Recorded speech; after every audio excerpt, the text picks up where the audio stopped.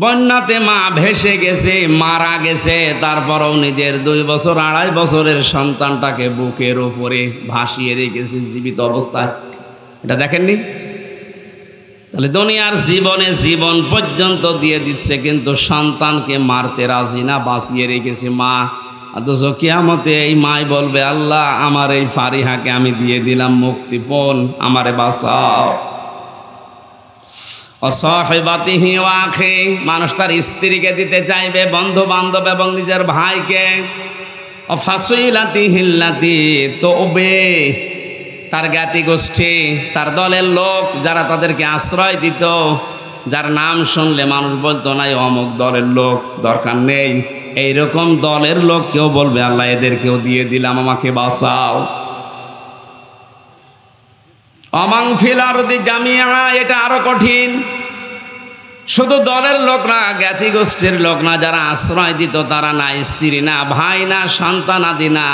আল্লাহ পাক বলেন এ পৃথিবীর যত সম্পদ আছে ও সব দিতে রাজি হবে। সুম্মা ইউজি, এরপরও সে বলবে, আল্লাহ আমারে নাজাত দাও, আমাকে বাঁচাও। এতটুকু বলার পরে আল্লাহ আলোচনার ধরন এবার পাল্টিয়েছেন। একটু ভালো করে শুনবেন। এই যে জালজালা কঠিন অবস্থায় এতগুলো মানুষের নাম বলার পরে মহান আল্লাহ এবার বলেন, কাল্লা, কখনোই না। এই যে এতগুলো জিনিস দিয়ে লোকটা মুক্তিপণ হিসাবে দিতে বাঁচতে চায়, নিজেকে মুক্ত করতে চায় আল্লাহর আযাব থেকে। কারণ ও দেখতে পাবে যে আমি এরকম আযাবে আছি, আর আমার সামনে আল্লাহর আরশের নিচে বসে 7 প্রকার মানুষ মাছের কলিজা দিয়ে খাবার খাচ্ছে। জোরে বলেন সুবহানাল্লাহ। যে 7 প্রকার মানুষকে দেখে ওর হিংসা হবে, ঈর্ষা হবে, মনে মনে রাগ হবে। সে কি এত বড় কঠিন আযাবের ভেতরে তামাম হাসরের ময়দানে সবাই আছে, আর ওই 7 প্রকার কারা এরা? কোনো জায়গায় যেখানে ছায়া নেই, শুধু আরশের ছায়ায় ওরা বসে বসে মাছের কলিজা দিয়ে খাবার খায়। তার 1 নম্বরে নবীজি নাম দিয়েছেন আল ইমামুল আদিল। দুনিয়ায় যারা ন্যায় বিচার করত। কি বিচার? দিনাজপুরের মানুষেরা ন্যায় বিচার শুধু কোর্ট কাছারিতে আদালতে না, পরিবারেও ন্যায় বিচার আছে। বলেন, নিজের 2টা ছেলে আছে, একটা লেখাপড়া করে, একটা মাঠে কাজ করে। যেটা পড়াশোনা করছে তার পেছনে খরচে আপনার কোনো হিসাব নেই। তাকে দুধ ডিম খাবার যেভাবে খাওয়ানো দরকার খাওয়াতে আছেন। যেটা মাঠে কাজ করে ওইটাও তো আপনি জন্ম দিয়েছেন। ওরে 10 বছরে কোনো দিন 1 গ্লাস দুধ দেয় না। কি বেশি বলে ফেললাম? আপনি তো অবিচার করছেন, আরশের ওই ছায়াতলে আপনি স্থান পাবেন না মনে করছেন। না, ওটা শুধু আল ইমামুল আদিল, যারা ন্যায় বিচারক, বাদশাহ, ওদের জন্য। আপনিও তো একজন বাদশাহ। আপনি পরিবারের বাদশাহ না, আপনি পরিবারের মালিক। মালিক মানেই তো বাদশাহ। আপনি দায়িত্বশীল। সুতরাং সন্তানদের প্রতি যেন অবিচার না হয়, এটা খেয়াল করবেন। এখানে অনেক আল্লাহর ওলি বসে আছে, নিজের বাবার নামে বাবার সম্পদগুলো নিজের ছেলের নামে লিখে দিয়েছে। মেয়ের মাথায় হাত দিয়ে বলছে, মা তোর জন্য দোয়া করে দিলাম যা। অথবা এক ছেলেকে লিখে দিয়ে আর 2টা ছেলেকে ফাঁকি দিয়েছে, আপনার নামাজ, রোজা, হজ, যাকাত, দাড়ি, টুপি, পাগড়ি সব ওই আত্রায়। 71 বছর যদি বলেন হুজুর অসুবিধা নেই, আত্রায় পানি নেই, পানি নেই, তাও ডুববে। হাঁটু জল, তাই কি হাঁটু জলে ডুববে। যারা শরীক ফাঁকি দেয়, সে ছেলে হোক, মেয়ে হোক, বোন হোক, ফুফু হোক, চাচা হোক, জনগণ হোক, যারা শরীক ফাঁকি দিয়েছেন, শক্ত কথা বলছি 2টা, এদের জীবনে ক্ষতি হবে কয়টা? বলেন বলেন। 1 নম্বরে যেই দিন শরীক ফাঁকি দিয়েছে ওই দিন থেকে ওর জীবনের ইবাদত বন্দেগী কবুল হওয়া বাদ, ওটা আর মাথার উপরে উঠবে না। 2 নম্বরে যখন মারা যাবে ঈমান পাবে না, বেঈমান হয়ে মরবে। এই বাংলাদেশে কি এই আয়াতের উপরে পড়ে যায় এরকম মানুষ নেই? এখানে নেই?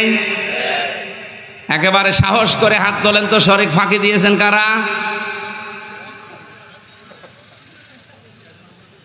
এলাকায় আমার মনে হয় আগামী বছর আর ওয়াজ দেওয়ার দরকার নেই, এগুলো সব আল্লাহর ওলি বসে আছে।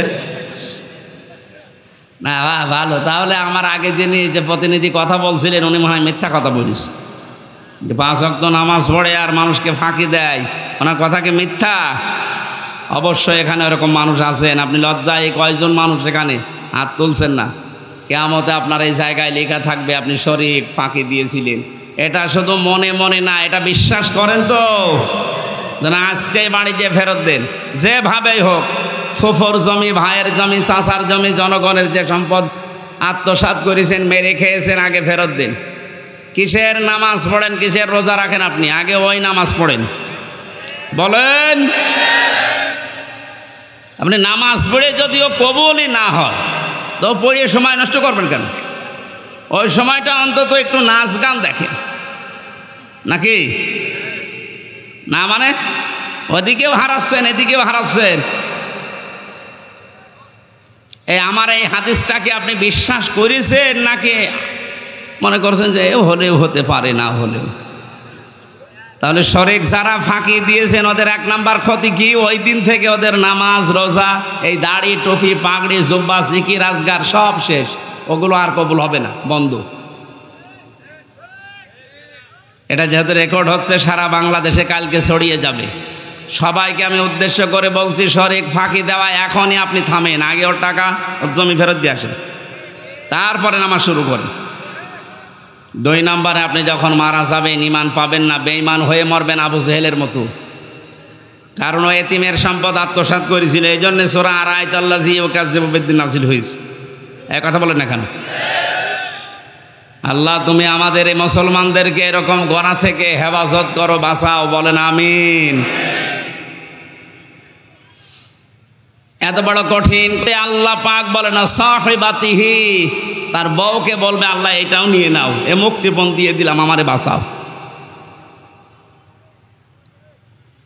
ইব্রাহিম নবী আলাইহিস সালামের মতো এত বড় পাওয়ারফুল নবী, যিনি জাতির পিতা, জাতির, তিনি বলবে আল্লাহ আমার পিতা আজরের সাথে যা ভালো লাগে করো, ও সাথে আমার দেখার দরকার নেই, তুমি আমারে বাঁচাও।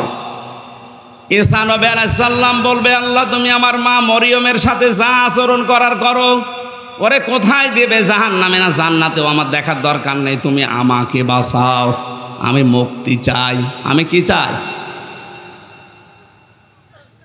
এত বড় নবীরা পর্যন্ত যেখানে খেয়ে হারিয়ে ফেলবে, সেখানে কত মানুষ এই রংপুর বিভাগে সহজ সরল মানুষ তো অনেকে পীর সাহেবের ওপরে ভরসা করে বসে আছে যে বাবা আমারে বাঁচাবে। সূরা আবাসার ভেতরে আছে ইয়াউমা ইয়াফিরুল মারউ মিন আখিহি ওয়া উম্মিহি ওয়া আবিহি ওয়া সাহিবাতিহি ওয়া বানি। সেই দিন মানুষ আগে পালাবে তার ভাই থেকে। এই যে ইয়াফিরু, ইয়াফিরু শব্দের শাব্দিক অর্থ হচ্ছে মাজা তুলে দৌড় দেওয়া, এমনিতেই দৌড়ানো আর খেঁচিয়ে দৌড়ানো। এই এলাকায় কি বলে আমি জানি না, কুষ্টিয়াতে বলে জোরে দৌড়ালে বলে খেচ্ছে দৌড় দিয়েছে। কিয়ামতে আপনজন ভাইকে দেখলে মানুষ খেচ্ছে দৌড় দেবে। কি দৌড়? তার মানে মাথায় কাপড় বেঁধে দৌড় দেবে। এরপরে তার মা থেকে পালাবে, বাবা থেকে পালাবে, তার বন্ধু থেকে পালাবে, স্ত্রী থেকে পালাবে, সন্তান থেকে পালাবে। আমার প্রশ্ন হচ্ছে আয়াত পড়ার পরে এই দিনাজপুরবাসী যাদের নাম বললাম, বিপদে পড়লে এরা দুনিয়া যাই হোক আসে না? আসে না? বলেন না কেন? যত বড় শত্রু আপনার ভাই হোক, বিপদে যদি ওই রকম পড়েন, ওর এই রক্তের টানে হলেও আসবে, কিছু দেয় দিক না দেয় না দিক। কথা বলেন না কেন? আপনার ভাইয়ের কথা আল্লাহ, মায়ের কথা, বাবার কথা, স্ত্রীর কথা, সন্তানের কথা, বন্ধুর কথা, নেতার কথা, 7 প্রকার মানুষের নাম দিল। যারা আসবে তাদের নাম আল্লাহ দিয়েছেন, বলেন না এরাই পালাবে আগে, তাও যেমন তেমন না, মাজা দৌড় দিয়ে পালাবে। তাহলে আমার তো মনে হয় যারা আজ বিভ্রান্তিতে আছেন সারা বাংলাদেশ সহ ভারতে, বাংলাদেশ আর পাকিস্তানে, অনেকে আশা করে আছে কিয়ামতে আমার বাবা যান, আমার দাদা যান, আমারে বাঁচাবে। আরে ভাই আল্লাহর কসম, কোরআনে কারিমের সূরা আবাসা কসম দিয়ে বলছি, কিয়ামতে অনেক পীর বলবে আল্লাহ আমি পীরই ছিলাম না, আমি মরিদ বাবা কোথায়, আমি তো পীরই ছিলাম না। কারণ আপনার মা যদি বলে আমার বিয়ে হয়নি, আমি সন্তান পাবো কোথায়? পীর সাহেব এটা বলতে পারে না? বলেন। সুতরাং কারো উপরে আন্দাজে ভরসা করে সময় নষ্ট করেন না। বন্ধু বন্ধুর পরিচয় দিতে রাজি না। সন্তান আদি মানুষ আল্লাহর দরবারে বলবে এগুলো মুক্তিপণ দিলাম, আমাকে তুমি নাজাত দাও, বাঁচাও। আল্লাহ বলেন না, কাল্লা, কখনোই না। ইন্নাহা লাযা, অবশ্যই তোমাদেরকে আমি আল্লাহ লাযা নামক দরজা দিয়ে প্রবেশ করাবো। কোন দরজা বলেন? এখানে যারা প্রধান অতিথি, বিশেষ অতিথি আছে, এনাদেরকে যদি এখন জিজ্ঞাসা করেন, আমার মনে হয় যতটুকু বিশ্বাস ওনারা পারবে না। জাহান্নাম কয়টা জিজ্ঞাসা করেন তো, বলেন। দেখেন, দেখলেন না, জাহান্নাম একটা। আপনি তো কোরআন হাদিস পড়েননি ওইভাবে, দেখলেন চেয়ার নিয়ে বসে আছে, অথচ জাহান্নাম 7টা বলছে। উনি শুধু এখানে এই মুরব্বীরা জিজ্ঞাসা করেন না, তাই বল কয়টা জাহান্নাম, কয়টা? একটা বলছে। 7টা বলে পার পাচ্ছে না, একটা বলছে। কয়টা? 8টা বলছে, আর একটা বেরিয়েছে।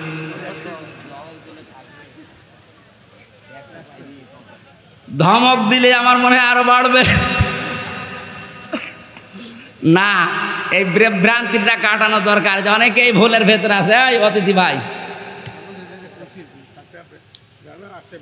কোনোদিন পড়িয়েছেন?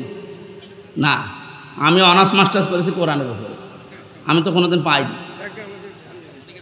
হ্যাঁ, জানেন না, এইটাই জানে না। শুধু এই দুইজন কেন, এখানে অধিকাংশ মানুষই জানে না জাহান্নাম কয়টা, জানে না।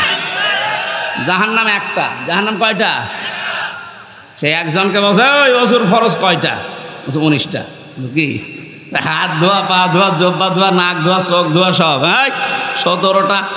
অজুর ফরজ তো বললি 19টা, বলতে বলতে 21টা বলে ফিরিস। বলছো হুজুর এখনো জানি, আমি ভয়তে বলছি। আমার মনে হয় মুরব্বীরে যত ধমক দেবেন, ও 7টা, 8টা, 10টা, শেষে 100টা বলে ফেলবে। না, শুধু 10 ওনার একা না।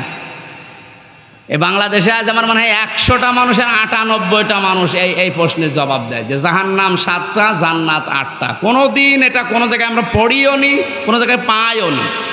ওই শুনে কি করি, ওই যে বললাম নবীকে পাগল বলতো, 2 নাম্বার কারণ কি ছিল? এমনি। কিসে? কোনো কারণ নেই, এমনি বলতো। আমরা আজ এমনিতে এরকম বলি, কোনো জায়গায় কিন্তু পাইনি। কোরআনে আল্লাহ জানিয়েছেন সূরা হিজরের, এটা মুখস্থ করে রাখবেন। সূরা হিজরের 44 নম্বর আয়াত, আল্লাহ বলেন লাহা সাবাতু আবওয়াব, জাহান্নামের দরজা 7টা। কয়টা বলেন? জাহান্নাম কয়টা?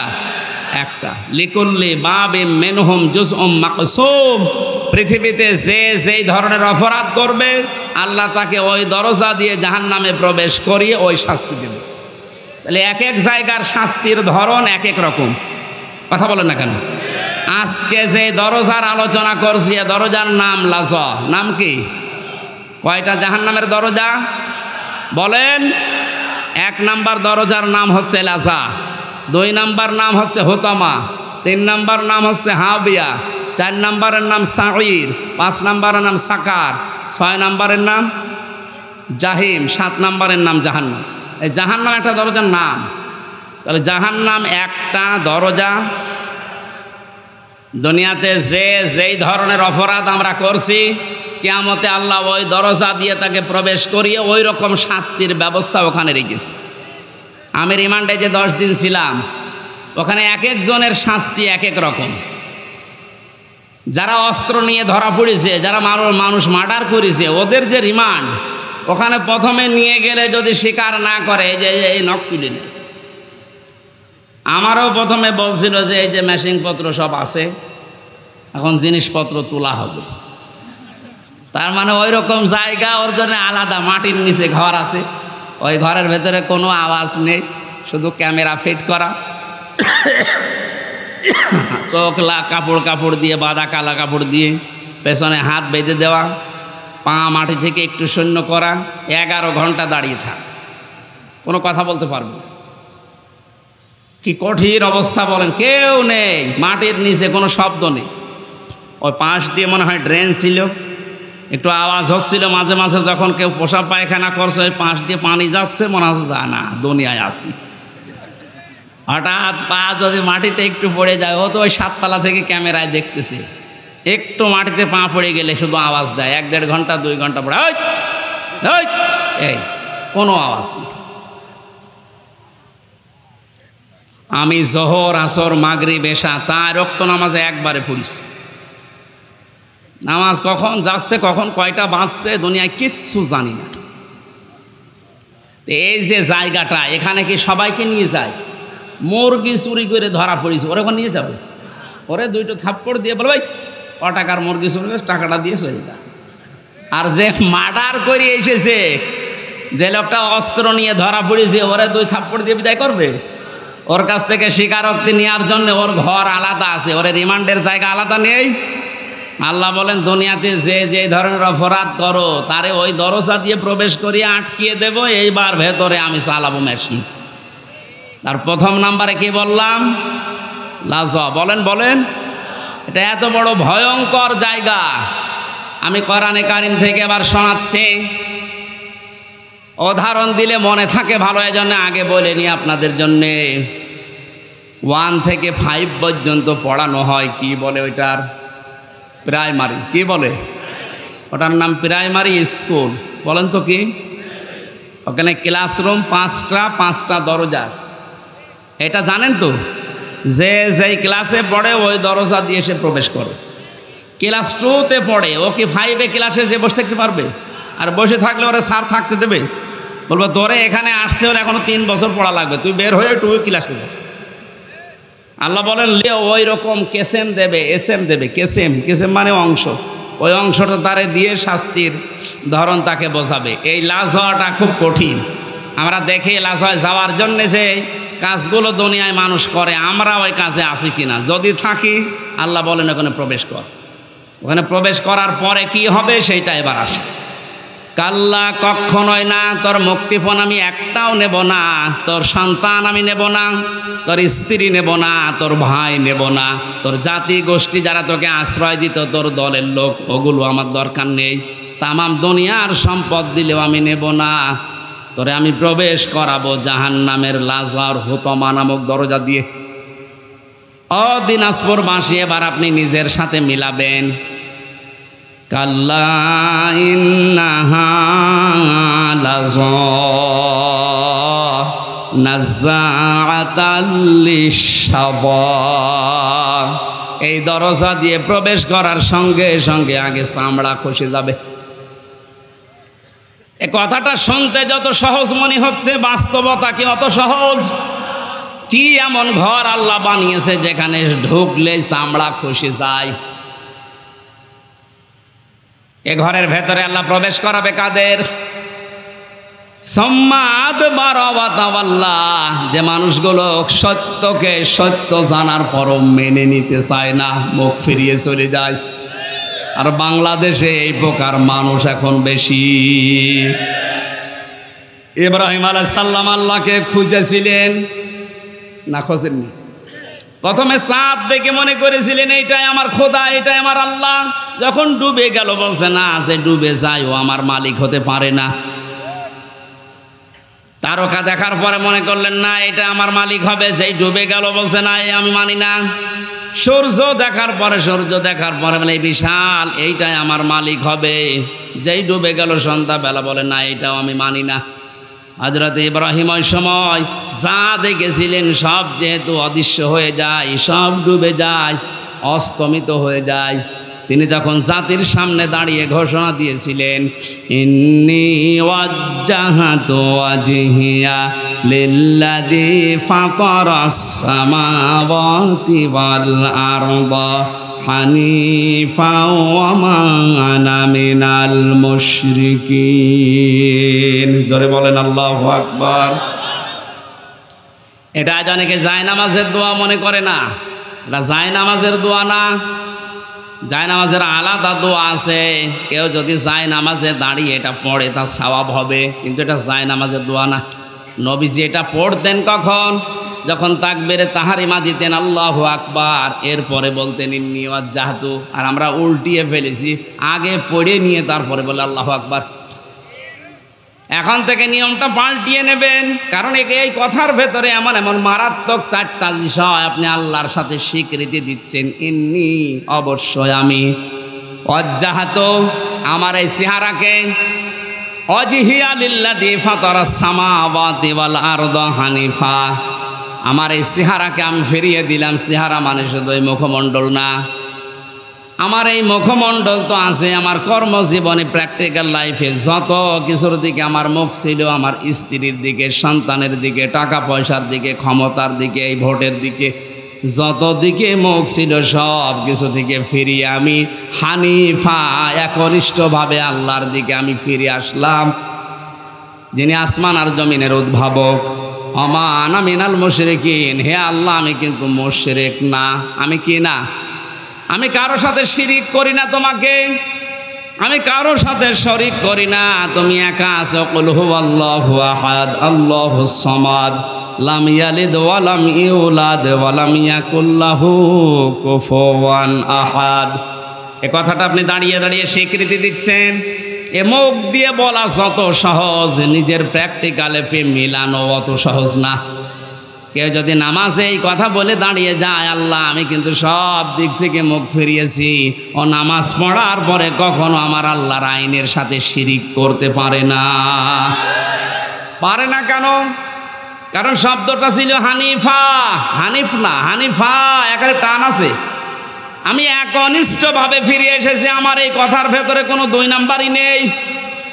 বলেন আপনি নিজের থেকে নিজে স্বীকৃতি দিলেন যে আমি 2 নাম্বার লোক না, আমি শুধু লোক দেখানোর জন্য এটা পড়ি না, সত্যি সত্যি পড়েছিলাম আল্লাহ আমি তো মুশরিক না, তোমার আইনের সাথে তোমার ক্ষমতার সাথে আমি কাউকে শরিক করি না, তুমি যে সব পারো এটা আমি বিশ্বাসও করি। আল্লাহ যেটা পারে ওটা অন্য কেউ পারে, এই বিশ্বাস করার নাম শিরিক। বিশ্বাসের নাম কি? সন্তান দিতে পারে শুধুমাত্র কে? বিয়ে করার পরে 100 বছর সংসার করছেন, সন্তান হচ্ছে না, এটা আপনার দোষ। কার দোষ? না, কথা একেবারে খারাপ বলেনি, কারণ ওটা তো আপনারও দোষ নেই, আপনার স্ত্রীরও দোষ নেই। আপনার মতো এই লোকটা আজ 10 বছর বিয়ে করে ও সংসার চালাচ্ছে, ওর সংসারে 10টা ছেলে মেয়ে 10 বছরে, আর আপনার 50 বছরও একটা হয়নি, এ দোষ কার? এটা বললে কেমন হয়ে যায় না বলেন তো? এবারে আমার বিশ্বাস করা লাগবে যে আমার বড় দোষ নেই, আমারও দোষ নেই। ক্ষমতা যেহেতু আল্লাহর হাতে, উনি দেয় না, উনি এটা আমার পরীক্ষার ভেতরে ফেলে রেখেছে। এটার জন্য আমি মরা পীরের কাছে কবরে যাব, জিন্দা পীরের কাছে যাব, এটা শিরিক হবে। আমি এই জন্যই তো হানিফা বললাম যে আমি একনিষ্ঠভাবে ফিরে এসেছি, কারো দিকে আমার আর মন নেই, মুখ নেই। ওমা আনা মিনাল মুশরিকিন, আমি মুশরিক না। ইব্রাহিম আলাইহিস সালাম আল্লাহকে খুঁজে পেয়েছিলেন কষ্ট করে, আর আমাদের চোখে আঙ্গুল দিয়ে আলেমরা দেখিয়ে দেয়, এরপরও সত্য জানার পরও মানে না। তাহলে আপনি প্রবেশ করবেন কোন দরজা দিয়ে? বলেন বলেন। এবার বলেন, আপনি বাংলাদেশে লাজা দরজা দিয়ে যাওয়ার মতো মানুষ আছে না নেই? এখানে নেই। যারা সত্যকে জানার পরে অহংকার করে মুখ ফিরিয়ে চলে যায়। এরপরেরটা তো আরো কঠিন, বলবো। যারা সম্পদ জমা করে আর সংরক্ষণ করার জন্য চেষ্টা চালায়। সম্পদ কি? পৃথিবীর যত সম্পদ আছে, নবীজির ভাষায় উত্তম সম্পদ হচ্ছে নেককার আল্লাহওয়ালা মেয়ে মানুষ।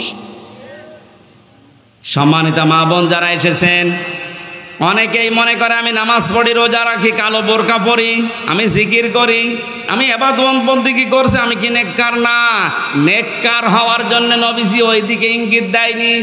আল্লাহর নবী বলেন নেককার নারী দুনিয়ায় ওইটা যার ভেতরে 4টা গুণ পাওয়া যায়।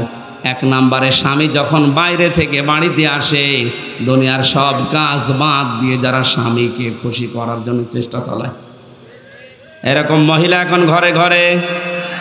এই মহিলা নেই, এই জন্য অনেকেই পরকীয়া প্রেম করে। আপনি তো ঠিক বলবেনই, কারণ এলাকায় এইসব চলছে। সম্মানিত মা বোনেরা, আপনাদের স্বামীরাই দেখেন স্বীকৃতি দিচ্ছে এরা পরকীয়া প্রেম করে, এই কারণে আপনার কাছে রেসপন্স পায় না, আপনার কাছে যেটা পাওয়া দরকার পাচ্ছে না। এই জন্য শুধু স্বামীরা একা দায়ী থাকবে না, আপনারও দোষ আছে। আপনাকে বাদ দিয়ে যে মহিলার সাথে এই স্বামীটা লাইন করেছে তার ভেতরে যা আছে আপনাকে আল্লাহ তাই দিয়েছিলেন। কথা বলে না কেন? কি জিনিসের কারণে ওর মন ওই দিকে চলে গেল? এখন অনেকে মহিলারা বলে যে হুজুর ওর নেশারই খারাপ। না, নেশার আপনি খারাপ করেছেন কেন? আপনি সব ওসাড় করে দিতে পারেন না, তাহলে তো আর এ আল্লাহর ওলি ওইদিকে যাচ্ছে না। সুতরাং আপনি নেককার হওয়ার জন্য স্বামীটা এটা আকাশের চাঁদ মনে করেন। এ বাড়িতে যখনই আসবে মনে করবেন এটা পৃথিবীর শ্রেষ্ঠ মেহমান। নবীজির স্ত্রী হযরতে মাইমুনা রাদিয়াল্লাহু তাআলা আনহা নিজেকে পরিপাটি করে গোসল করে সুন্দর করে সাজিয়ে বিছানায় নতুন চাদর বিছিয়েছে। আশপাশের মেয়েরা এসে ডাক দিয়ে বলে, মাইমুনা কে আসবে এমন এত সুন্দর করে সাজিয়েছে ঘর? হযরতে মাইমুনা বলে, পৃথিবীর শ্রেষ্ঠ মেহমান আমার স্বামী আসবে। মহিলারা হেসে ফেলেছে, ডাক দিয়ে বলে, স্বামী আবার মেহমান হইল?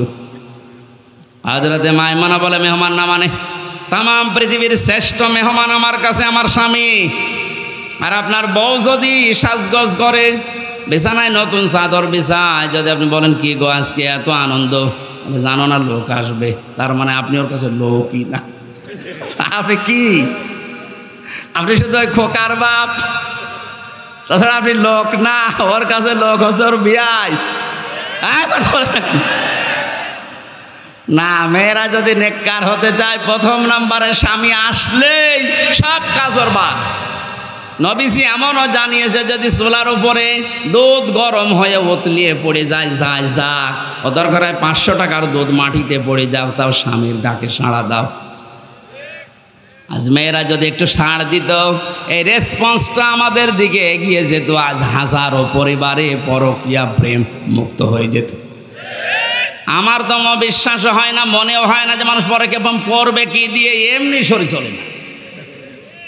হ্যাঁ, ইন্ডিয়া হারবাল, কলকাতা হারবাল ছাড়া ওর শরীরই চলে না। এরপরও যদিও লাইন করে বসতে হবে, অবশ্যই পরিবারে ঝামেলা আছে। মা বোনদেরকে আমি ভালোবাসি, আশা করছি আপনি উজাড় করে দেবেন সময়, সম্পদ, আপনার শরীর সব আপনার স্বামীর জন্যে। যেই মহিলা স্বামীকে দেখানোর জন্যে, খুশি করার জন্যে সাজগোজ করে, ওটা তার ইবাদত হিসাবে গণ্য হয়ে যায়। স্বামীর কাছে আসার 10টা নিয়ম আছে। কোনো মহিলা যদি স্বামীর কাছে আসতে চায়, প্রথমে যতটুকু পরিষ্কার পরিচ্ছন্ন হওয়া দরকার তার পোশাক, তার শরীর, সে যেন করে আসে। 2 নম্বরে যদি সমর্থ থাক, সে যেন পারফিউম ব্যবহার করে, আতর, সেন্ট। ওরা এগুলো ব্যবহারও করে বাজারে যাওয়ার সময়।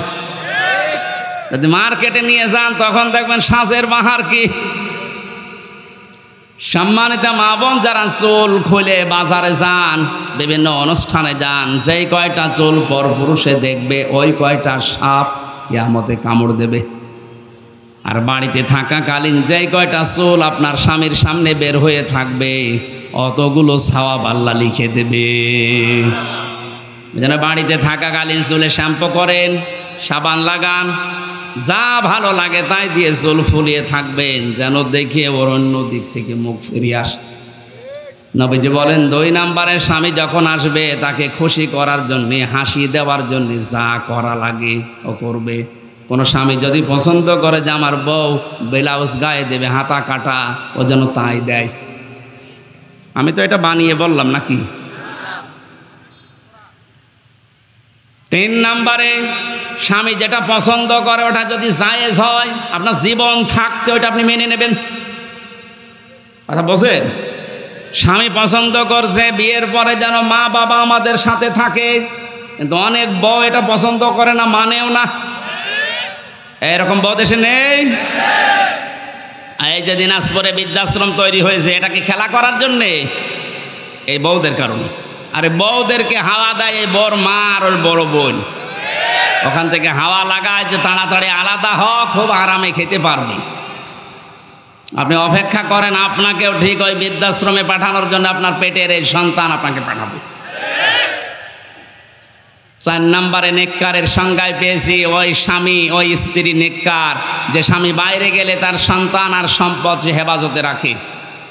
আল্লাহ রাব্বুল আলামিন মেয়েদেরকে এই 4টা গুণ অর্জন করার তৌফিক দিন। এটা প্রত্যেকটা জান্নাতের 8টা দরজা খুলে যাওয়ার গুণ। আজ হাজারো মহিলার ভেতরে গুণগুলো নেই, শুধু নামাজ পড়া রোজা রাখা আর কালো বোরকা পরায় মনে করে এইটাই আমি নেককার হয়ে গেছি। না, যারা এ মাল সম্পদ দুনিয়াতে জমা করবে আর সংরক্ষণ করে রাখার চেষ্টা চালাবে, মালের ব্যাখ্যা হাদিসে তাফসিরে 5টা। 1 নম্বর তো নেককার নারী, 2 নম্বরে অস্ত্র শস্ত্র, 3 নম্বরে প্রভাব প্রতিপত্তি, 4 নম্বরে ক্ষমতার চেয়ার, 5 নম্বরে টাকা পয়সা। এগুলো যারা বারবার জমা করে আর মনে করে এগুলো আমার কাছে স্থায়ীভাবে থাকবে, এগুলো সংরক্ষণ করার জন্য চেষ্টা চালায়, আখেরাতের যে বিশাল জীবন ভুলে যায়, এদেরকে লাজায় আল্লাহ প্রবেশ করাবে। বলেন নাউজুবিল্লাহ। জেলখানাতে যাবার পরে আমি বেশি দেখেছিলাম পারিবারিক কলহর কারণে অধিকাংশ মানুষ জেল খাটতেছে। এখন যে গাজীপুরের কাশিমপুরে যে এখন ফাঁসি দেয়, আগে তো শাহজাহান জল্লাদ ছিল, 40 বছর পরে বের হয়েছে। এরপরে যে এখন দায়িত্বে আছে ইলিয়াস, এর বাড়ি চট্টগ্রামে। এই লোকটাকে আমি একদিন জিজ্ঞাসা করলাম, আপনি কত বছর আছেন? বলছে আমার ফাঁসি দিয়েছে, আমার যাবজ্জীবন এখন 30 বছর জেল, 22 বছর আমার জেলে থাকা লাগবে। অথচ আমি 17 বছর সৌদি আরবে থেকে বাড়িতে এসেছি। বিয়ে করার পরে বউর সাথে আর মার সাথে মিল নেই। এই সামান্য জিনিস নিয়ে বউ মেনেই নিতে পারে না কিছু মা বাবাকে দিলে। শেষ পর্যন্ত এই কথা কাটাকাটি হতেছে, বউকে আমি মেরে ফেলিস। এই মেরে ফেলার কারণে আজ 13 বছর আছি, এখনও পর্যন্ত আমার 7 বছর না 9 বছর থাকা লাগবে, তারপরে যদি আমার মাফ হয়। এখন প্রত্যেকটা ফাঁসি দিলে 4 মাস করে মাফ করে দেয় সরকার, এই জন্য এখন ফাঁসি দিয়ে আরম্ভ করেছে। এই যে শাহজাহান জল্লাদ 57টা না কয়টা ফাঁসি দিয়েছিল, এই জন্য প্রতি ফাঁসিতে 4 মাস করে মাফ হয়ে গেছে। ওরা 167 বছর জেল ছিল। ও সারা জীবনও যদি জেল কাটে তাও তো শেষ হওয়ার কথা না। শেষ পর্যন্ত রাষ্ট্রপতি ওরে মাফ করে দিয়ে 30-32 বছর পরে বের করে দিয়েছে। এখন চাঁদ দোকান চালায়। এই যে 6 ভাই বোন মিলে তার বাবাকে বের করে দিল, এই বাবার দোষ নেই মনে করছেন? না, শুধু বাবার একাও দোষ না, এদেশে শিক্ষা ব্যবস্থারও দোষ আছে। শিক্ষা ব্যবস্থায় এমন কিছু নেই যে আল্লাহর পরে যে মা বাবার স্থান এটা জানানো হয়, এরকম শিক্ষা ব্যবস্থা আমাদের দেওয়া হচ্ছে না। আর যে সমস্ত জায়গায় দেওয়া হয় ওইগুলো বন্ধ করার পায়তারা করে অনেক। আরে ভাই, এ ক্ষতি তো শুধু আমাদের একা হবে না। আমরা নয় কোরআন হাদিস শিখতে পারলাম না, তাই আপনি তো সারা জীবনে হামজার মতো যুবক থাকবেন না। 50 বছর পরে আপনারও বয়স হবে 90 বছর। আপনার ছেলে মেয়ে তখন জমি জায়গাগুলো সব নিজেদের নামে লিখে ওই মুরব্বীর মতো রাস্তায় ছেড়ে দেয়, আপনি কুকুরের খাবার হবেন। সুতরাং আগামী প্রজন্ম যেন এরকম ধ্বংস হয়ে না যায়।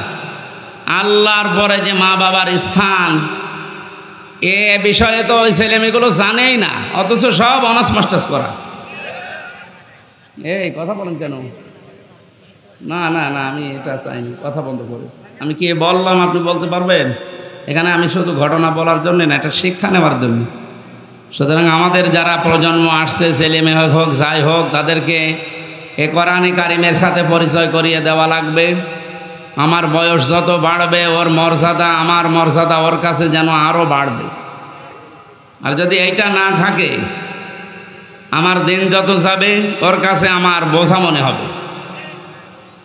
শেষে আপনাকে তার বর কথা মতো হোক, তার ভেতরে জ্ঞান না থাকার কারণে হোক, আপনাকে বাড়ি থেকে বের করে শেষে ডেনে পড়ে মরবেন, কুকুরের খাবার হবে। আল্লাহ অপমৃত্যু থেকে, এই খারাপ অবস্থা থেকে আমাদের জাতিকে যেন হেফাজত করেন, বলেন আমিন। আর হাদিসটা শুনলেন কত কঠিন, যে মানুষের হৃদয়ে কোরআন নেই, ওটা মানুষের হৃদয় বলা যায় না, উজাড় গৃহ, শয়তানের ঘর। কত নিকৃষ্ট উদাহরণ নবীজি দিয়েছেন বলেন। এখানে আজ হাজারো মানুষ উপস্থিত আছে, আমার মনে হয় 100 জনের 5 জনও কোরআনে কারিমের সাথে পরিচয় নেই। আর যদি শুদ্ধ করে পড়তে পারেও বোঝে না। কথা বলো না কেন? সুতরাং আমাদের অন্তর যেন মানুষের অন্তর হয়। আমি এ চোখে দেখেছি, বিশ্ববিদ্যালয়ে ক্লাস চলছে, শিক্ষককে জুতা দিয়ে পিটাচ্ছে ছাত্র, তা মাস্টার্সে পড়ে। কি শিক্ষা পেয়েছে বলেন? যে শিক্ষক তাকে পড়িয়েছে, অনার্স মাস্টার্স করিয়েছে, তারে যদি জোতা দিয়ে পিটায় ক্লাসে, ও কি ছাত্র? আমি এইটাও দেখেছি, শিক্ষক অজু করছে, ছাত্র পায়ে পানি ঢেলে দিচ্ছে, অথচ এখনো সেরকম বোঝাই না, মাত্র 6-7 বছর বয়স, কেবল ভর্তি হয়েছে আলিফ বা তাসার সাথে। বলেন, ছাত্র তো দুইটাই, ওইটাও ছাত্র এটাও ছাত্র, এটা মাস্টার্স করে ফেলেছে, এটা জানোয়ার হয়ে গেছে। আর ওটা কেবল আলিফ বা তাসা পড়েও এখন মানুষের মতো মানুষ হচ্ছে, যে উস্তাদ কি ওর কাছে এটা জানা হয়ে গেছে। কিছুদিন পরে যখন কোরআন পড়বে, ওয়াকাদা রাব্বুকা আল্লা তা'বুদু ইল্লা ইয়্যাহু ওয়া বিল ওয়ালিদাইনি ইহসানা, আল্লাহ পাক সিদ্ধান্ত নিয়ে ফেলেছেন, রায় দিয়েছেন, ঘোষণা দিয়েছেন। আল্লাহর সিদ্ধান্ত, রায়, ঘোষণা এটা যে আল্লাহ ছাড়া কারো ইবাদত করা যাবে না। তোমাদের মা বাবা যাদের আছে তাদের সাথে ভালো ব্যবহার করা লাগবে। এই আয়াতের সাথে যখন ওই বাচ্চাটা আর 2 বছর পরে পরিচয় হবে, পরিচিত হবে, জানবে, ও তাম দুনিয়া ওকে লিখে দিলে ও মা বাবাকেও ছেড়ে যেতে পারবে না। দিনাজপুরের মুসলমানেরা বাবার কথা মতো স্ত্রী তালাক দেওয়া জায়েজ আছে না নেই? হ্যাঁ, আন্দাজে বলে দিলে। মায়ের কথা মতো স্ত্রী তালাক দেওয়া জায়েজ আছে না নেই? কারণ বউ শাশুড়ির ভেতরে মার মেয়ের যে সম্পর্ক, এটা 100 ভাগ হচ্ছে না, হবেও না। যদিও হয় 1000-এ 1-2টা। আজ বৌমাগুলো শাশুড়িকে মায়ের মতো মনে করতে 100 ভাগ পারে না। শাশুড়িগুলো মেয়ে পুত্রবধূকে নিজের আপন মেয়ের মতো মনে করে ভাবতে পারে না।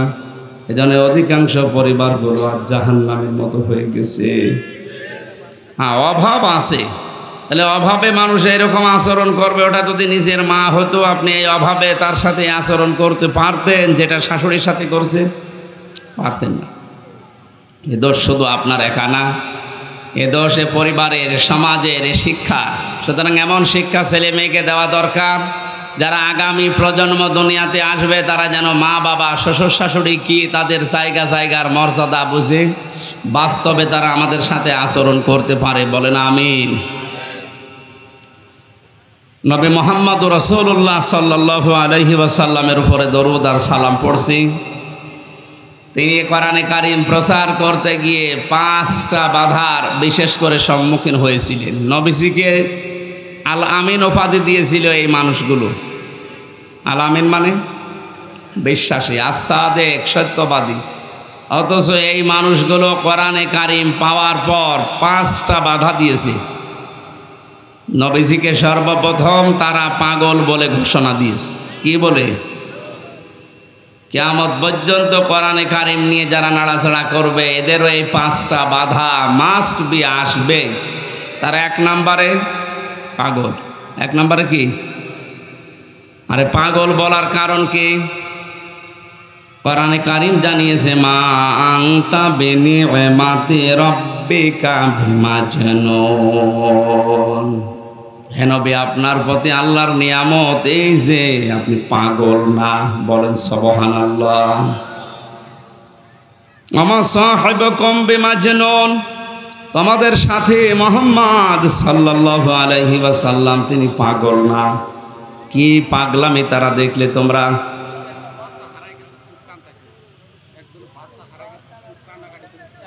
এখন কি করা যাবে? একজনের বাচ্চা হারিয়ে গেছে, রাব্বি। এই বাচ্চাটার নাম রাব্বি। যদি কেউ পেয়ে থাকেন দেখেন, নাম জিজ্ঞাসা করেন, করে স্টেজে নিয়ে এসে দিয়ে যান।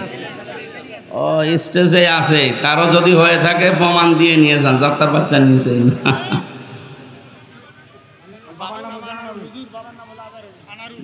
আনারুল, বাবার নাম আনারুল, এখানে আছে বাচ্চাটা রাব্বি। যদি কারো হয়ে থাকে এখানে এসে তার মা হোক, ভাই হোক, বোন হোক, এখান থেকে নিয়ে যান।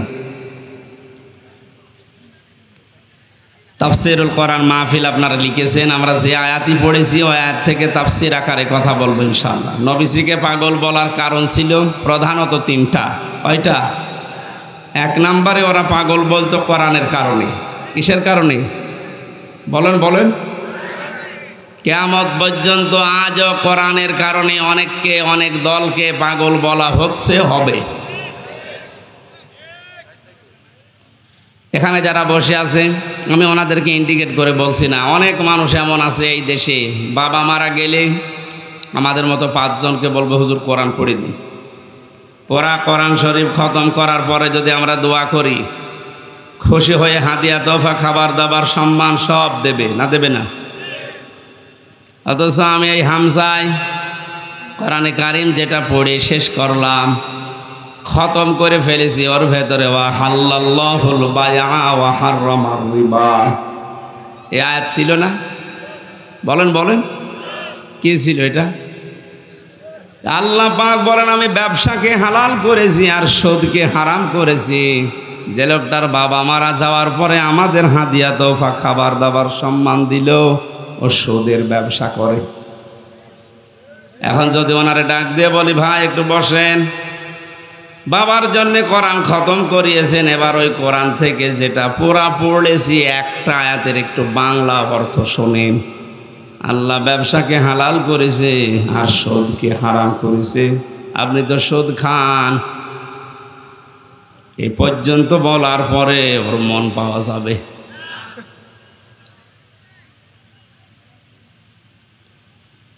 ও মনে মনে ভাববে কারে নিয়ে আসলাম।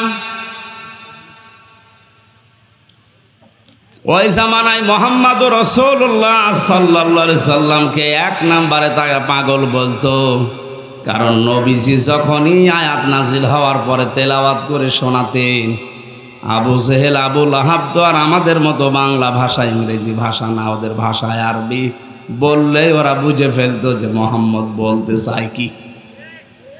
আমরা এতিমের মাল আত্মসাৎ করে খাই, আর কোরআনে কারিমের আয়াত পড়ে আমাদেরকে জানাতে চায় যারা এতিমের মাল খায় তারা জাহান্নামের আগুন খায়। আমি যদি বাংলায় না বলি, শুধু আরবিতে বলি, ইন্নাল্লাযীনা ইয়াকুলুনা আমওয়ালাল ইয়াতামা যুলমান ইন্নামা ইয়াকুলুনা ফি বুতুনিহিম নার। এ পর্যন্ত বলার পরে কিছু বুঝেছেন? এখন যদি বাংলায় বলি, নিশ্চয় যারা এতিমের মাল ভক্ষণ করে অন্যায়ভাবে জুলুম করে ফাঁকি দিয়ে, যে আমার আগে যে কথা বলছিলেন উনি হয়তো এই কথাগুলো আরবিতে না বলে বাংলায় আপনাদের বুঝিয়েছেন। জনপ্রতিনিধি হবে হয়তো, যে মানুষের জমিন আত্মসাৎ করে ফাঁকি দিয়ে খায়, এমনকি মসজিদের টাকা পর্যন্ত, গোরস্থানের জমি পর্যন্ত জাল দলিল করে নিচ্ছে। অথচ লোকটা নামাজও পড়ছে। ওই লোকটাকে যদি আমি আরবি এ কথাগুলো সারা রাত বলি, ও বলবে যা হুজুর আমার জন্য দোয়া করছে। আর ওইটাই উল্টিয়ে যদি বাংলায় বলা হতো, ওর মন খারাপ হয়ে যেত, বলতো কি পাগলামি কথাবার্তা বলেন। ও জামানায় যেহেতু বাংলায় বলা লাগতো না, আরবি বললেই বুঝে ফেলতো আবু জেহেল। এজন্য সর্বপ্রথম নবীজিকেও পাগল বলতো কোরআনের কারণে। কিসের কারণে? আজও এই দেশে সব ওলামা ইকরামকে অনেকে খারাপ ভাবে না, আমাদের হুজুর কত ভালো, সুন্দর সুন্দর করে কথা বলে। আজ 30 বছর ইমামতি করছে, কোনো ফোস ফাঁস হোস হাস নেই। অথচ হামজা কোথা থেকে এসেছে, একদিনে আমাদের সব গোপন কথা ফাঁস করে দিল। আরে ও 30 বছরে যা বলেছে আরবিতে, ওটা যদি আমার মতো বাংলায় ব্যাখ্যা করতো, 30 বছর আগে ইমামতি চলে দিত। তাহলে নবীজিকে পাগল বলার 1 নাম্বার কারণ কি? কোরআন। বলেন বলেন। আজও এইভাবে কেউ যদি বলে, তাকে উল্টাপাল্টা নাম আজও দেওয়া হয়। 2 নম্বর, নবীজিকে পাগল বলার কারণ ছিল এমনি। কি কারণ? হ্যাঁ, কোনো কারণ নেই, এমনি। আমি যদি এখন হারুনকে বলি রাজাকার, অত বলে কেন বললেন? এমনি। হ্যাঁ এমনি, কারণ আমার হাতে এখন মাইক আছে, মিডিয়া আছে, পাওয়ার আছে, আমি যা বলবো ওইটাই মানুষ শুনবে। ওই জামানায় নবীজিকে পাগল বলতো। 2 নম্বর কারণ কি? এমনি। আজও আমাদেরকে দেখেন অনেকেই অনেক নাম দিচ্ছে, কোনো কারণ নেই, এমনি। 3 নম্বরে বিশ্বনবী মোহাম্মদুর রাসূলুল্লাহ ওই জামানায় তিনি একা দাঁড়িয়ে গিয়েছিলেন জুলুমের বিরুদ্ধে। আজকে বীরগঞ্জ থানার পাশে যে মসজিদ আছে, ওই জায়গায় যদি কেউ একটা লাল শালো টাঙিয়ে মাজার বানিয়ে সেজদা দেয়, আমি যদি এদেরকে মুসল্লি 5000 মুসল্লি নিয়ে বলি এখানে খারাপ কাজ হচ্ছে, ইসলাম বিরোধী, এটা বন্ধ করা লাগবে, চলেন যাই, আজকেই বন্ধ করব, আমার মনে হয় 4999 জন মুসল্লি বলবে হুজুর দরকার নেই, দিনকাল ভালো না। আপনার দরকার কি? যে যা করছে করুক, লা ইলাহা ইল্লাল্লাহ, আপনি নামাজ পড়ান। বলেন তো, এই যে যারা নামাজ পড়লো, নামাজে বলল কি? তা'মুরুনা বিল মা'রুফি ওয়া তানহাউনা আনিল মুনকার, আয়াত দিয়ে ইমাম সাহেব নামাজ পড়িয়েছিল। যারা সৎ কাজে আদেশ করে, অন্যায় কাজে বাধা দেয়, তা আল্লাহর বিরুদ্ধে শিরিক চলছে, আপনি নামাজের শিক্ষাটা কাজে লাগাবেন না? এখন যদি আমি ইমাম হয়ে ওই 5000 ভালো ভালো মুসল্লিকে নিয়ে যেতে চাই, এই 1500 বছর পরেও যদি ডিজিটাল যুগে এই মুসল্লিরা বলে না, আপনি কি পাগলামি করছেন, দিনকাল ভালো না, তাহলে 1500 বছর আগে নবীজি একা একদিকে আর তামাম দুনিয়া সব একদিকে। কত বড় জাহেল ছিল তারা! আল্লাহর ঘর কাবা শরীফের ভেতরে পর্যন্ত 360টা মূর্তি তুলেছিল। বলেন কত বড় জাহেল তারা! সেই জামানায় নবীজি একা দাঁড়িয়ে বললেন লা ইলাহা, কিচ্ছু মানি না। বলেন ওই সময় তারা পাগল বলবে না কি বলবে? আজ এই ডিজিটাল যুগে এত ভালো মানুষ যদি আমারে মেনে নিতে না পারে, পাগলামি মনে করে। এই জন্য নবীজিকে পাগল বলার যতগুলো কারণ আমরা পেয়েছি, কোরআনে কারীম প্রচার করতে গিয়ে আজও পৃথিবীতে যদি বিশ্ব নবীর মতো কেউ দাঁড়িয়ে যায়, তার বিরুদ্ধে এরকম উল্টা পাল্টা পাগলের নাম আসতে পারে, কিন্তু আমরা পিছপা হব না। ওয়া ইন্না লাকা লাআজরান গায়রা মামনুন, এর পরের আয়াতে আল্লাহ জানিয়েছেন, হে নবী কোরআনে কারীম প্রচার করতে থাকেন, এর পুরস্কার, নিরবিচ্ছিন্ন পুরস্কার আমি আল্লাহ আপনাকে দেব।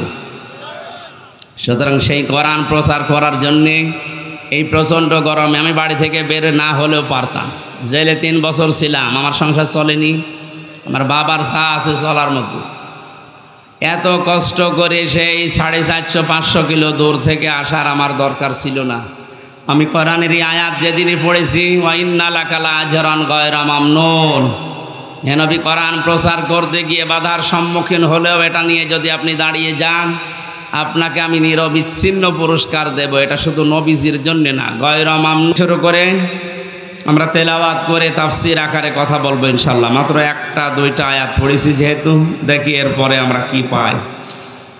কোরআনে কারীম থেকে একটু তেলাওয়াত করেন আগে, এই গরম তো আস্তে আস্তে পড়েন। আউযু বিল্লাহি মিনাশ শাইতানির রাজিম, বিসমিল্লাহির রহমানির রহিম,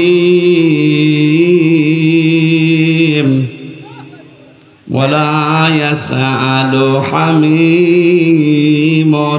হামীমা।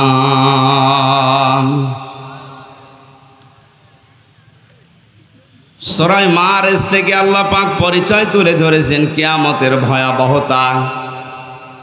এমন কঠিন সালসালা অবস্থা পয়দা করা হবে, আল্লাহ পাক বলেন মানুষ মুক্তিপণ দেওয়ার জন্যে পাগল হয়ে পড়বে। আজকে যে বাচ্চাটা হারিয়ে গেছে, এটা যদি কিডন্যাপ হয়ে যেত, আর কিডন্যাপার যারা, ওরা যদি বলতো ওর মা বাবাকে যে 5 লাখ টাকা না মুক্তিপণ না দিলে ছাড়া হবে না, বাড়ি ঘর বিক্রি করে হলেও মুক্তিপণ দিয়ে সন্তান ছাড়াইতো। কথা বলে না কেন? হারিয়ে গেছে তাই শুনছে ওর মা কাঁদতেছে, আর যদি কিডন্যাপ হয়ে যেত তো পাগল হয়ে যেত। আল্লাহ পাক কোরআনে কারিমে আজকের আলোচনার বিষয় হচ্ছে মুক্তিপণ কি। কত বড় কঠিন অবস্থা তৈরি করলে এই যে ডাকাত, কিডন্যাপার, যারা হাইজাকার, যারা সন্ত্রাসী, এরা মানুষকে তুলে নিয়ে যারা মুক্তিপণ চায়, বিভিন্ন নদী এলাকায়, সাগর এলাকায় যারা বসবাস করে, এই জেলেদেরকে অনেক ডাকাতরা তুলে নিয়ে যায় নদী থেকে, সাগর থেকে। পরিবারের কাছে খবর পাঠায় যে মুক্তিপণ দেওয়া লাগবে 10 লাখ 5 লাখ, নয়তো ছাড়া হবে না। এর বাড়িওয়ালা যারা আছে, পরিবারস্থ লোকরা এমনিতেই তো গরিব মানুষ, মাছ বিক্রি করে খায়, এরপরও নিজেদের সর্বোচ্চ বিক্রি করে হলেও নিজের বাড়িওয়ালাকে ছাড়ানোর জন্য মুক্তিপণ দিতে রাজি হয়ে যায়। আল্লাহ এটা আমাদেরকে তুলে ধরেছেন, কারণ দুনিয়ার বিষয়গুলো দিলে, উদাহরণ দিলে মানুষ বোঝে ভালো। রব্বুল আলামিন বলেন, কিয়ামতে এমন কঠিন অবস্থা আমি তৈরি করব, ওয়ালা ইয়াসালু হামিমুন হামিমা, কোনো বন্ধুর খোঁজ খবর পর্যন্ত জিজ্ঞাসা করবে না। 10 বছর পরে যদি আমার কোনো পুরাতন বন্ধুর সাথে দেখা হয়, যারা 9 সালে আমার সাথে বিশ্ববিদ্যালয়ে ভর্তি হয়েছিল, দিনাজপুরে একজন আছে, মাওলানা মাহফুজুর রহমান। ওরা আমি অনেক দিন দেখিনি, জেল থেকে বের হওয়ার পরেও দেখিনি। এই 4 বছর পরে যদি ওর সাথে এখন দেখা হয়, আমার তো মনে হয় ওকে আমি অন্তত 1 দিন 1 রাত বাড়িতে রেখে দেব, থাক।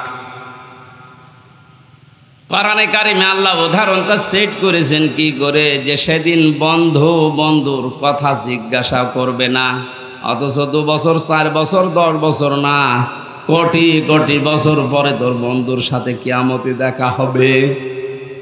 একটু ভাবেন আপনার নিজের জীবনের সাথে, এটা কিন্তু সামনে আসতেছে এই দিন। 4 বছর পরে মাওলানা মাহফুজুর রহমানের সাথে দেখা হলে যদি বুকে আগলিয়ে ধরি যে বাড়ি যেতে দেব না, আপনাকে আজকে রাখাই লাগবে আমার বাড়িতে, অথচ কোটি কোটি বছর পরে দেখা হবে মাহফুজের সাথে। আল্লাহ বলেন, লা ইয়াসালু হামিমুন হামিমা, ওরে জিজ্ঞাসাও করা হবে না যে ভাই কেমন আছো। শুধু এতটুকু নাই, ও বাসসারুনাহুম, কোরআন জানাচ্ছে তাদেরকে সামনাসামনি করা হবে, একটু দূরে চলে যাবে না, চোখের সামনে নিয়ে আসা হবে। এই যে সে 4 বছর আগের, সে 9 সালের বন্ধু, এটা ইয়াওয়াদুল মুজরিমু লাউ ইয়াফতাদি মিন আযাবি ইয়াউমিদিন বিবানি। মানুষ যখন এই ঘামের ভেতরে ঘামতে ঘামতে হাবুডুবু খাবে, এখানে যত গরম হোক, ঘামের ভেতরে মানুষ ডুবে গেছে। কিয়ামতের যে 50,000 বছরের মতো একটা দিন আল্লাহ বানাবে, সূর্যটা আসবে মাথার আধা হাত উপরে, 1 বিঘত উপরে, মাটি তামা হয়ে যাবে, ঘামতে ঘামতে শরীর থেকে মানুষ ঘামে হাবুডুবু পর্যন্ত খাবে। দৃশ্য দেখার পরে বৃদ্ধ মানুষগুলো, যুবক মানুষগুলো বৃদ্ধ হয়ে যাবে, মেয়েদের লজ্জা স্থানও লাগবে না, পেট ফেটে সন্তান বের হয়ে যাবে। দুনিয়াতে যত কঠিন অবস্থা হোক, মানুষ দুধের বাচ্চার কথা বলতে চায় না, অথচ কিয়ামতে আল্লাহ বলেন এ দৃশ্য দেখে মানুষ দুধের বাচ্চার কথাও মনে থাকবে না, ভুলে যাবে। এই ভয়ঙ্কর দিনে মানুষগুলো পাগল হবে আল্লাহর আযাব থেকে বাঁচার জন্যে। লাউ ইয়াফতাদি, এই যে ফিদিয়া দেওয়া, জরিমানা দেওয়া, মুক্তিপণ দেওয়া, হিড়িক বেঁধে যাবে, বলবে আল্লাহ ইয়াউমিদিন বিবানি, আজকের এই দিনে তুমি আমার সন্তানটা নিয়ে হলেও আমাকে বাঁচিয়ে দাও, মুক্তিপণ দিয়ে দিলাম ওরে। ও দিনাজপুরবাসী, আপনি চাতক পাখির মতো বসে আছেন, কি ভাবতেছেন বলেন? আমি তো আয়াতটা পড়ার পরে জেলখানা থেকে 3 বছর পরে আমার মেয়েটা, যারে 1 বছর রেখে গিয়েছিলাম, ফারিহা জান্নাত, 3 বছরে ওর ওপরে আমার এত মহব্বত ভালোবাসা তৈরি হচ্ছে। আমার এই ভালোবাসার দিকে তাকিয়ে আমি বলছি, আমাকে যদি বাংলাদেশও লিখে দেয়, ফারিহাকে আমার মেরে ফেলা সম্ভব না। আমার ভালোবাসার খাতিরে বলছে, অথচ তার আমি দেখেই নাই, ও আমার চেনে না এখনো। আমার হুজুর বলে ডাকে, বলে হুজুর আমার বাড়িতে চলেন। কারণ 1 বছর রেখে গেছি, 3 বছরের ভেতরে আমার সাথে আর দেখা নেই।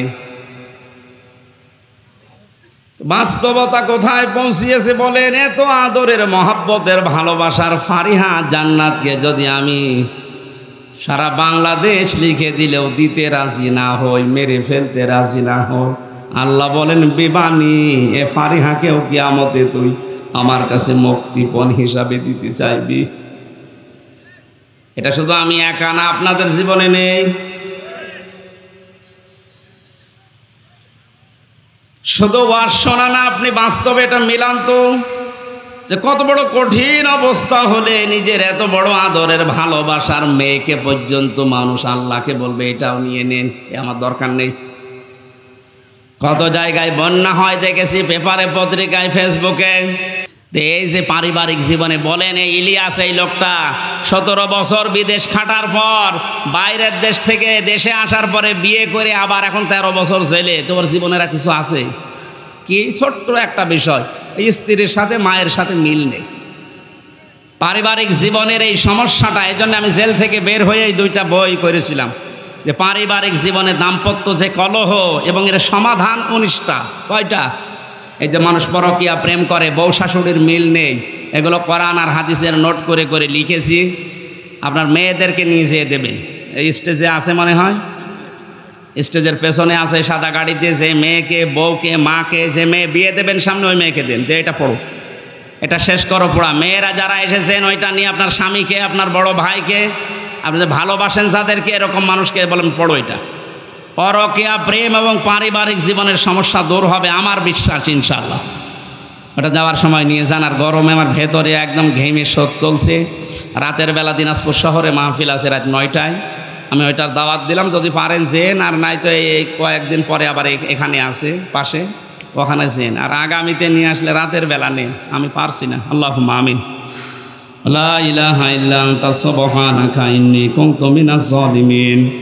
মাবুদ, তোমার বান্দা বান্দিরা কঠিন গরমে প্রচণ্ড তাপদাহ চলছে, এরপরও বাড়িতে না যেয়ে আল্লাহ তাআলা এই দুপুর বেলা অনেকে না খেয়ে কোরআনে কারিমের শোনার জন্য বসে আছে। এত কষ্ট স্বীকার যারা করেছে এদেরকে খালি হাতে ফেরত দিও না। এই কষ্টের জন্য তুমি এদের মাফ করে জান্নাতি বলে ঘোষণা দিয়ে দাও। রংপুর বিভাগের মানুষগুলো বড় নিরীহ, এরা সহজ সরল, এরা গরিব মানুষ। তোমার হাবিব জানিয়েছে ধনীদের চাইতে 500 বছর আগে এদেরকে নাকি তুমি জান্নাতে দেবে।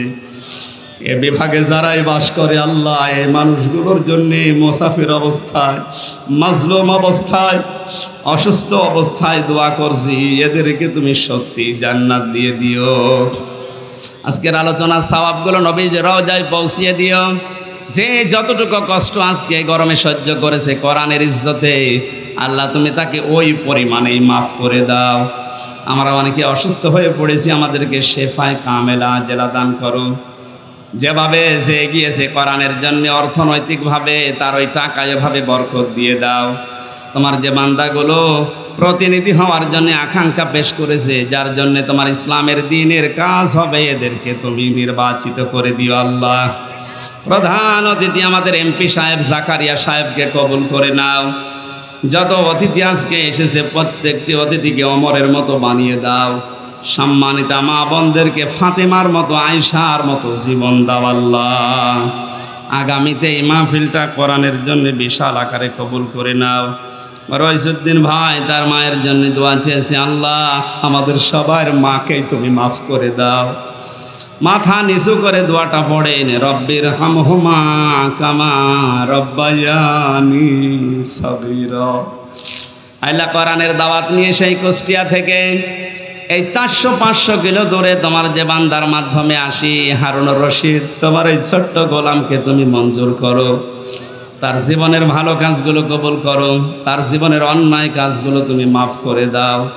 তার স্ত্রী যে সন্তান তুমি দিয়েছো, মেহেরবানি করে ফাতেমার মা বাবাকে মাফ করে দাও। আল্লাহ তুমি আমার মা বাবাকেও ক্ষমা করো। আমার 2টা সন্তান ফারিহা জান্নাত, জান্নাতুল মাওয়া, এদেরকে তুমি ফাতেমার মতো বানিয়ে দাও। জীবন থেকে 3টা বছর এক ঘরে কেটে গেল আল্লাহ। ওই 3টা বছর তুমি নবীজি 3 বছর জেলে ছিল, তার সাথে কবুল করে নাও। এলাকায় মাটির নিচে যত মানুষ ঘুমিয়ে আছে, কোরআনের ইজ্জতে কবরগুলো জান্নাত বানিয়ে দাও। আমাদের পারিবারিক জীবনে তুমি ওসমান রোকিয়ার মতো পরিবেশ তৈরি করে দাও। হাজার হাজার মানুষ আজ বাংলাদেশে অনেকে জেল খাটতেছে শুধু পারিবারিক জীবনের কারণে। আল্লাহ পরিবারে তোমার সালাম নামের খাতির শান্তি দাও। আগামীতে এই অনুষ্ঠানটা কোরআনের প্রচারের জন্য আরো বিশাল আকারে মঞ্জুর করো আল্লাহ। যে যুবকগুলো এই মাহফিলের জন্য শ্রম দিল আল্লাহ, যুবকদেরকে তুমি হযরত হুসাইনের মতো বানিয়ে দাও। কখন কার মরণ চলে আসে জানি না। এই প্রচণ্ড গরমে অনেকের শরীর ঘেমে ঘাম শরীর থেকে ঝরছে পানির মতো, তারপরেও যারা বসে আছে আমাদেরকে তুমি কালেমা থেকে দূরে সরিয়ে দিও না। একবার হলেও যেন পড়ি লা ইলাহা ইল্লাল্লাহু মুহাম্মাদুর রাসূলুল্লাহ।